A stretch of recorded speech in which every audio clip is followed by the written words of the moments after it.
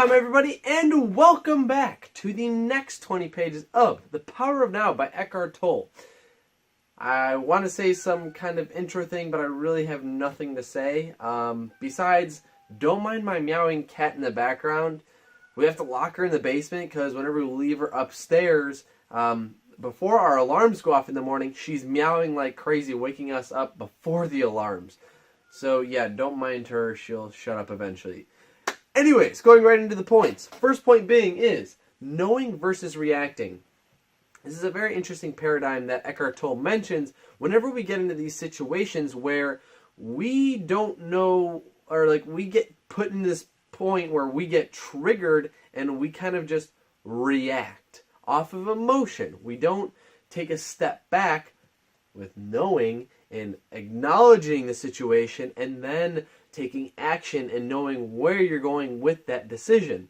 Usually, whenever we get in this moment where we get triggered, we start reacting off of emotion, which usually results in an outcome that you didn't want to have, and because of this, you regret your decision, I guess you can say. And because you take a step back with knowing, then you actually kind of know how to plan your decision on what kind of outcome you want. That being said, whenever you're reacting using your emotions, the problem with this being is you aren't really living in the moment because you're trying to protect your ego.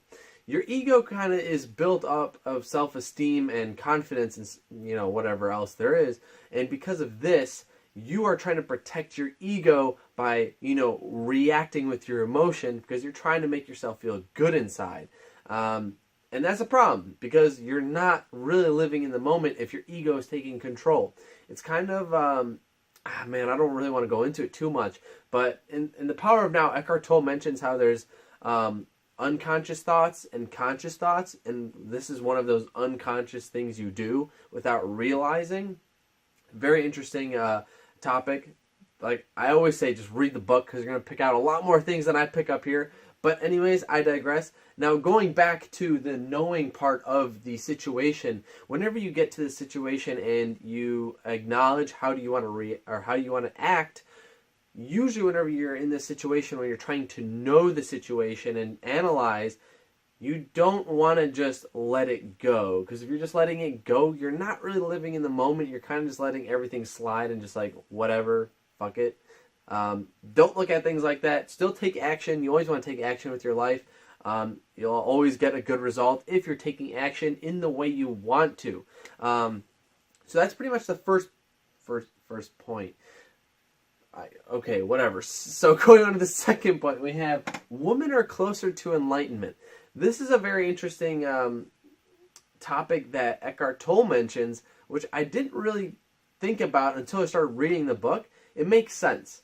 Whenever women are going into motherhood and they start having their first children, they go into a state of now, living in the now, by being present in the moment, realizing that, survival instincts kind of kick in and they start caring for their child and they just start focusing on that and realizing what they need to do to, grow a healthy child. And it's very interesting how they mention, Eckhart Tolle mentions this. He also even mentions whenever women go through their menstrual cycle, we'll try not to get too descriptive on this, but whenever Eckhart Tolle mentions this, he mentions whenever girls go through, or women go through, periods, they actually usually start reacting off of their emotions, which, for us dudes, we know this. If you're dating a girl, sometimes, a woman can get rather emotional and behave irrationally. And this is because their ego is taking over them. I should say their emotion is taking over who they really are. So whenever they're reacting out, it's not really them inside. It's really the emotions that are built up because of their hormones. But now if you think about it, women are closer to enlightenment because if women can acknowledge that it's not them that are speaking, it's the emotions because of the menstrual cycle, this allows them to reach enlightenment a lot faster by living in the moment and actually taking note of their emotions, and they can actually start turning how they're acting instead of reacting. Very interesting concept. As I always say, just read the fucking book. You'll pick out so much more insights out of it. But going on, third point is a very interesting one too. Being gay helps too.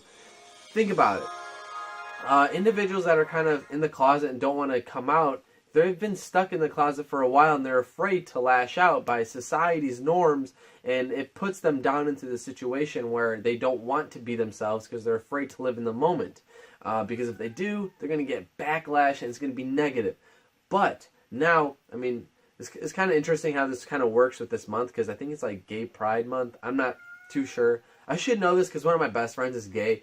Anyways, I digress. It's an interesting point because whenever these individuals want to come out, they actually are one step closer to enlightenment because they acknowledge living in the now and being themselves and just acknowledging how they want to live their life. If they keep living under social norms, they're never going to live in the now and enjoy themselves for being themselves.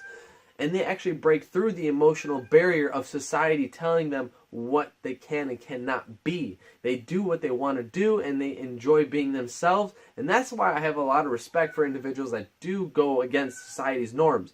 Whether you're gay or not, whatever it is, whatever you do in any kind of aspect in your life, if you just totally do whatever you want and disregard everyone in society, you're going to get so far ahead and it'll definitely help you out. There goes my cat meowing unconsciously. I think that's a cue to wrap up the video, guys. So, without further ado, follow us on Facebook, follow us on Instagram, follow us on Twitter, and please subscribe on YouTube. I'd really appreciate it, guys.